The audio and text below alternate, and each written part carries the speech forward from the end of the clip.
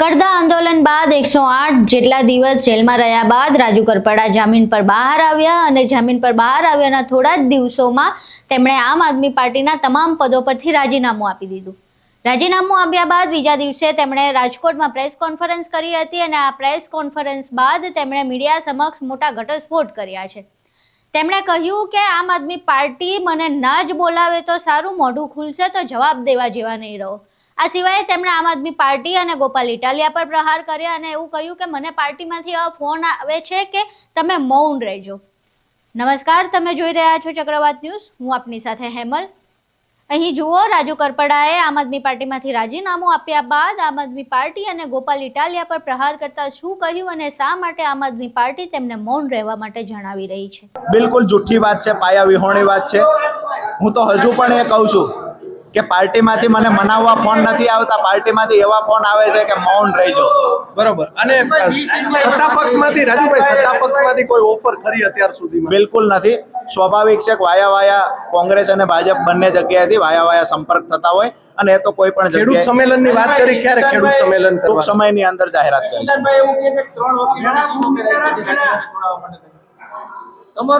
Chargesheet બની ગયા પછી લાસ્ટમાં જ્યારે કેજરીવાલજી સુધી અમે મેસેજ પહોંચાડ્યા કે અહીંયા વકીલોની ટીમમાં ખરેખર કંઈક ને કંઈક ઇસ્યુ છે, એક પણ સિંગલ વકીલ લીગલ ટીમમાંથી હાજર નથી રહેતો અને સિંગલ વખત લીગલ ટીમમાંથી કોઈ વકીલ હાજર રહ્યો પણ નથી। ચાર્જશીટ બની ગયા પછી જ્યારે કહેવામાં આવ્યું ત્યારે અરવિંદજી દ્વારા હું આજે પણ આભાર માનું છું સેન્ટ્રલ ટીમનો કે ત્યારે ત્યાંથી વ્યવસ્થા કરી અને ત્યાંથી વકીલની વ્યવસ્થા થઈ, પણ એ સમય તો ચાર્જશીટ સુધીનો પસાર થઈ ગયો હતો।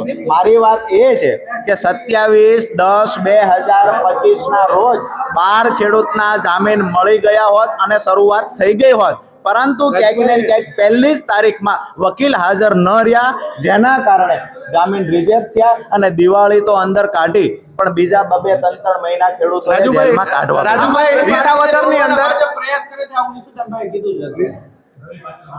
ઈસુદાનભાઈને મારા નજીકથી મિત્ર છે, વિનંતી કરું છું કે આપણામાંથી કોઈ આમ આદમી પાર્ટીને તોડવાના પ્રયત્ન કરે છે એને ઓળખી જજો। રાજુભાઈ, વિસાવદરમાં તમે ખૂબ મહેનત કરી, આ માથાકૂટ શરૂ થઈ ક્યારથી અને પ્રોબ્લેમ આવ્યા ક્યારથી?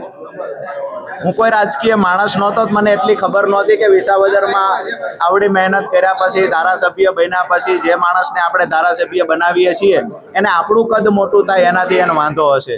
જ્યારે અરવિંદજી રાજુ કરપડાને નજીક લઈ જવાના ચાલુ કર્યા પછીથી આ પીડાની શરૂઆત થઈ અને મને એવું દેખાણું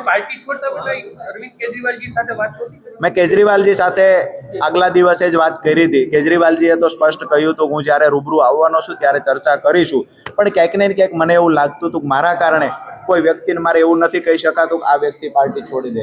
મારા માટે મેં પહેલા કહ્યું, હજુ કહું છું, પાર્ટી કરતાં પણ વધારે મહત્વના કેજરીવાલજીની મારી વાત પૂરી, ખેડૂતો અને ખેત મજૂરો મારા માટે મહત્વના હતા।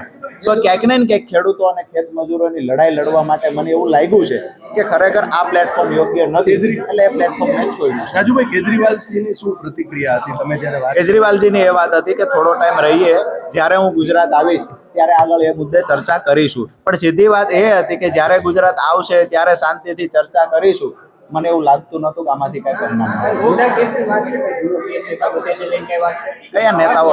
કયા નેતાઓ પર કેસો નથી। નંબર 2, સૌથી મહત્વની વાત, જે કેસની વાત હાલે છે તો કહું છું, આ કેસ 2015માં થયેલો છે। રાજુ કરપડા તો ત્યાર પછી જાહેર જીવનમાં આવ્યો છે।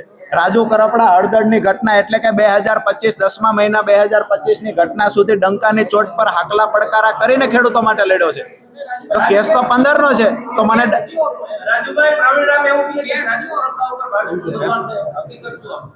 જો દબાણ હોત તો મેં હળદળ કાર્યક્રમ ના કર્યો હોત, દબાણ હોત તો મેં અગાઉ આંદોલનો ન કર્યા હોત। માત્ર હળદળનું એક આંદોલન નથી કર્યું, આજે પણ રાજુ કરપડાએ પ્રોજેક્ટ અમુક જે હાઈ ટેન્શન લાઇનના છે મૂળી તાલુકામાં, હળવદ તાલુકામાં રોકાવેલા છે। જો દબાણ હોત તો હું હાઈ ટેન્શન લાઇનના પ્રોજેક્ટ અટકાવતો ન હોત।